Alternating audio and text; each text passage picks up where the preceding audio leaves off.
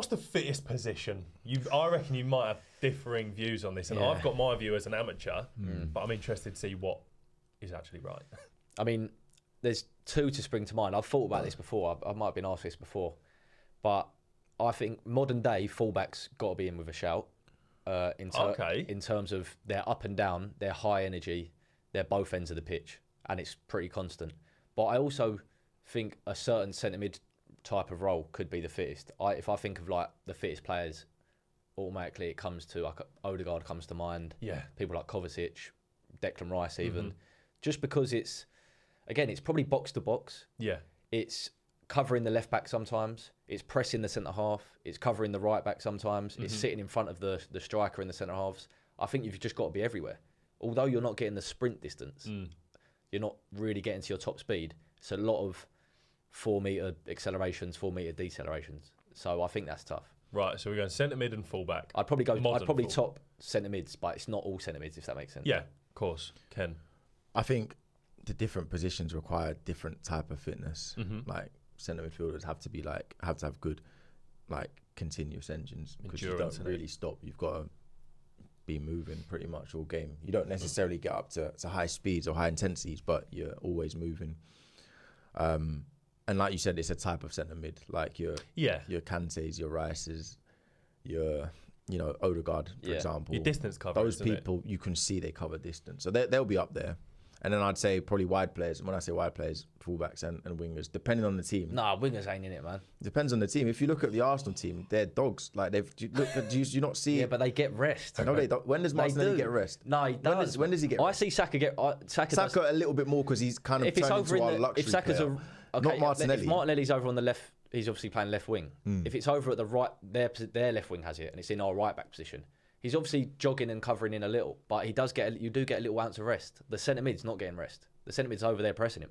No, but there's the right centre mid's over there pressing him. The left centre mid's inside tucked in. So it's the same thing. Like when the ball's on the other side of the pitch, no one's like on the right and on the left at the same time. Talk about Thomas Partey. He won't be. No, but it depends. If you've got two people covering, But you say Thomas Partey's covering the most? Like not covering. I think you'd be surprised how fit to he. No, but again, I said midfielders as well. But I think you're underestimating wingers, because you don't see like overestimating. Like I think there's times when Martinelli attacks, for example, will do his run and lose the ball. He can't, like, he's got to sprint all the way back. They're countering, and their fullback's on the go, and he's got to get back.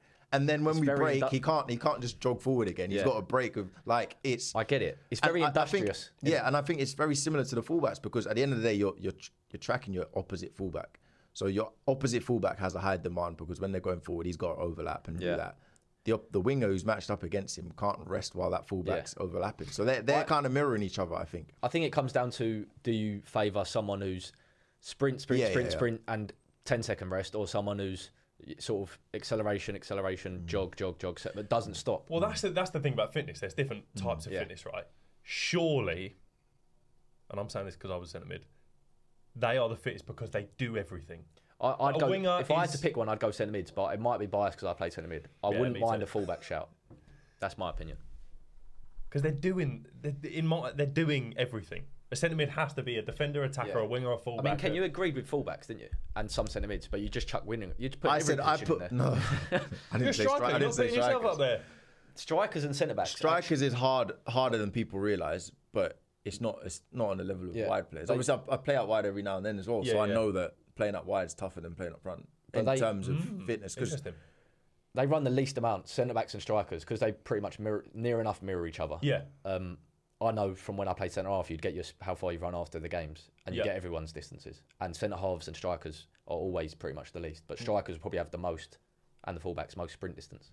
Yeah. There's different levels of it, isn't there? Yeah, of course. And different people find different things hard as well. That's the thing. Very true. If I do one sprint, I'm Some out people for the are day. built for. Like, is that just because you're unfit though?